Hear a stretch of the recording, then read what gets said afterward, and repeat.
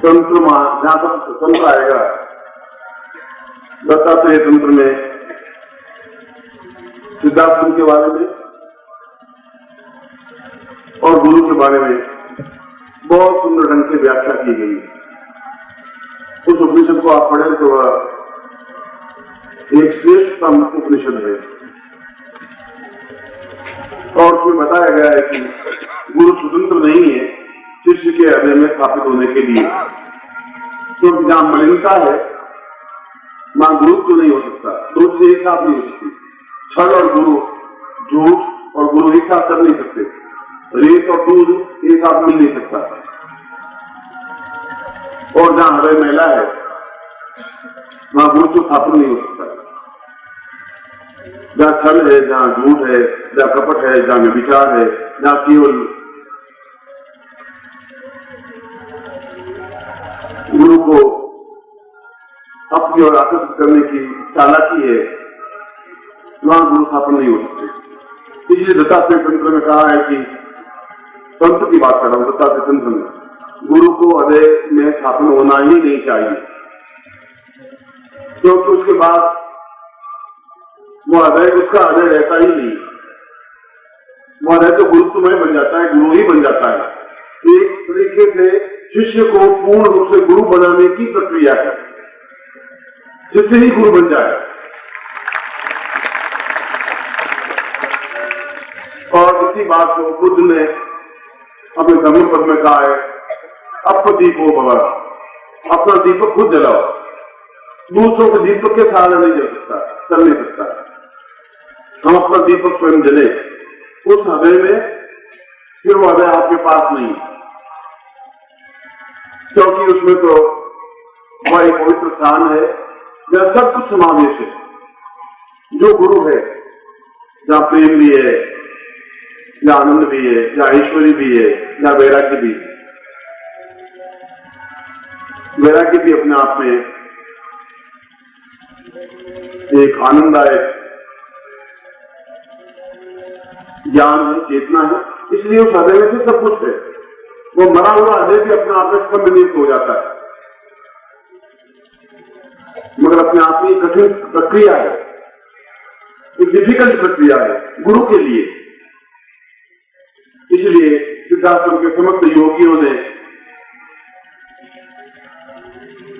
बिल्कुल स्पष्ट रूप से व्याख्या की हुई है उस दत्तात्रेय तंत्र को अपने सामने रखते हुए कि गुरुत्व को शिष्य के हृदय में स्थापित होना ही नहीं चाहिए। तो होता है अपने आप में कई रूपों में विभक्त होकर के।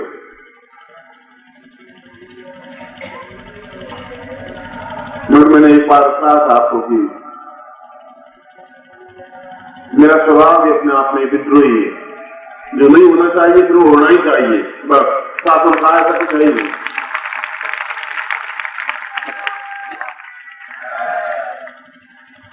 वो लिखा होगा, दत्तात्रेय ने लिखा होगा, उनके जमाने में उनकी व्याख्या होगी, उनकी मजबूरियां होगी कि शिष्य के हृदय में स्थापन नहीं हो सके, उनके जीवन की न्यूनताएं होगी, उनमें उतनी क्षमता नहीं होगी, दत्तात्रेय में ताकत नहीं होगी।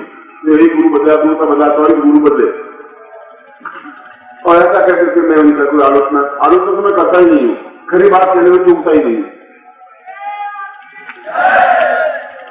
आपका गुरु काय उद्दत नहीं हो सकता, इस बात का आपको गर्व होना ही चाहिए। वो अपना आप पूर्ण ताकतवान है।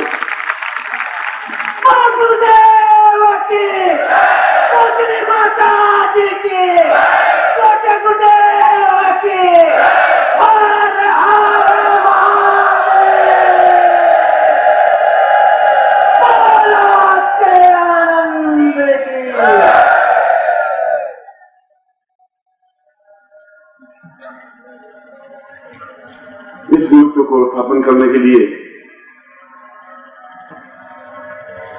मैंने शास्त्रों को पढ़ा है, मथा है, रचा है, देखा है, वेदों को भी, उन ऋषियों को भी, उन पुराणों को भी, उन उपनिषदों को भी, उन ज्ञान को भी और 108 उपनिषदों को भी, और उन उपनिषदों में उनके जमाने की व्याख्याएं हैं, और उनसे तो वापिस लिखे जाना चाहिए, और बार लिखे जाना चाहिए, और 108 109 उपनिषद भी होने चाहिए, और नया ऋषि पैदा होना चाहिए और नई चेतना पैदा होनी चाहिए। युग तो बदलेगा ही। इसलिए मैं आपके हृदय को पूर्ण रूप से पवित्र करता हुआ, जहां छल और झूठ है वो आपके जीवन के लिए जरूरी था, तो अगर आप छल नहीं करेंगे तो दुनिया आपको जिंदा रहने देगी नहीं। आप झूठ नहीं बोले तो भी आपके परिवार वाले आपको जिंदा नहीं रहने देंगे। झूठों की दुनिया में सच्चा व्यक्ति नहीं कर सकते।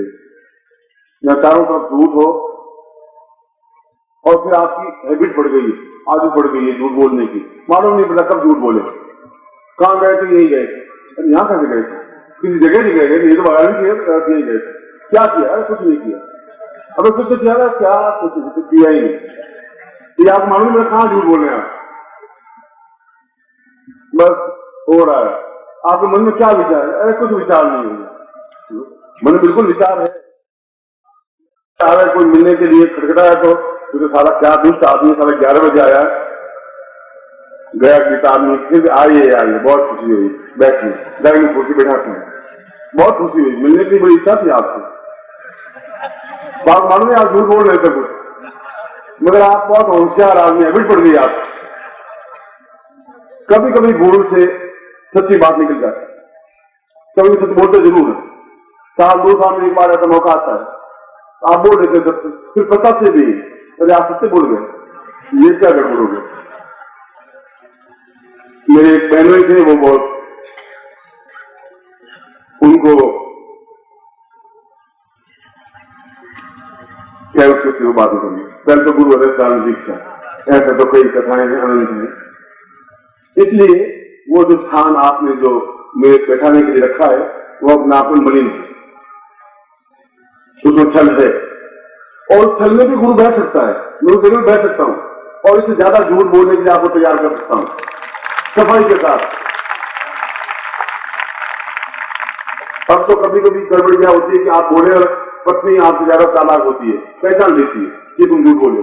अच्छा, मैं तो समझती हूँ, ऐसा मुझे उल्लू बनाने की जरूरत नहीं है।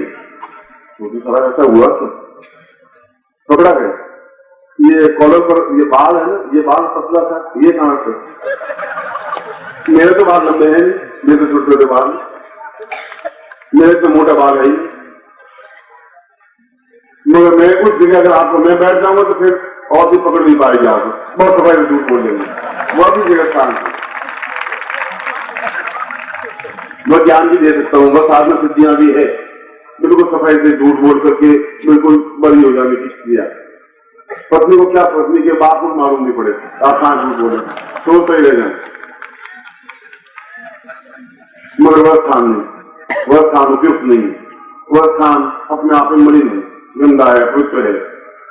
जीवन तो स्वच्छ है, जीवन उसको कहते हैं, बड़ा स्वच्छ हो, पवित्र हो, मन एक शांति हो,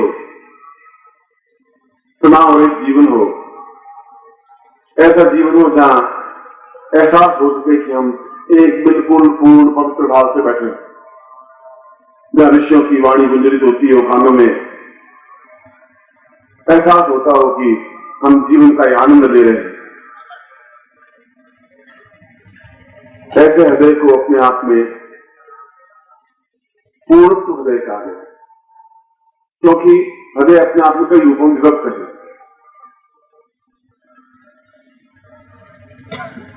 मैं उस प्रयोग को यद्यपि गुरु हृदय स्थापन प्रयोग और दीक्षा दी, अभी 2 मिनट पहले भी दी है, इससे पहले शिविरों में भी दी है, वो तंत्र में नहीं दी, ले नहीं रहा था, क्योंकि उसके बाद मेरी जिम्मेवारियां बढ़ जाती हैं, आपकी जिम्मेवारियां बढ़ जाती हैं। आपकी जिम्मेवारी ये बढ़ती है कि आपको आज्ञा दें, आप उसे पालन करना ही है, उसमें फिर कुछ सोचना समझना नहीं होता। मिलिट्री में कमांडो बनते हैं जो नेताओं की या वीआईपी लोगों की रक्षा करने के लिए कमांडो होते हैं, और कमांडो की ट्रेनिंग आपने देखी नहीं है। कमांडो पहले दिन जब उनको लाइन में खड़ा किया जाता है सामने कीचड़ से भरा हुआ एक तालाब सा होता है, कितना कीचड़ गहरा है, 8 फुट 10 फुट 20 फुट, कुछ पता नहीं उसको। और उसको कहा जाता है कीचड़ में कूदना है, बिना पूछे बोलिए कोई सवाल पूछना है और हाथ खड़ा करके दिया नो क्वेश्चन, कूदना है, और कूद जाता है। इस तंत्र में गुरु अध्याय में भी पूछा जाता है फिर, मगर उसमें कोई क्वेश्चन नहीं होता, फिर जो आज्ञा दी जाती है पालन किया ही जाता है, फिर उसमें हित नहीं होता, फिर बट नहीं होता, सोचना नहीं होता, समझना नहीं होता, जो कहा वो शिष्य को करना ही है। तो जब गुरु अध्याय स्थापन है, जब गुरु आपके अध्ययन में है, तो फिर शिष्य अपने आप में रहता ही नहीं है, वो गुरु का एक अंग बन जाता है। आपका मेन हृदय धड़कन चेतना जीवन प्राण तो गुरु बन जाते हैं, पूरा शरीर आपके पास है, अगर वो नहीं है तो जीवन में स्वान हो जाएगा।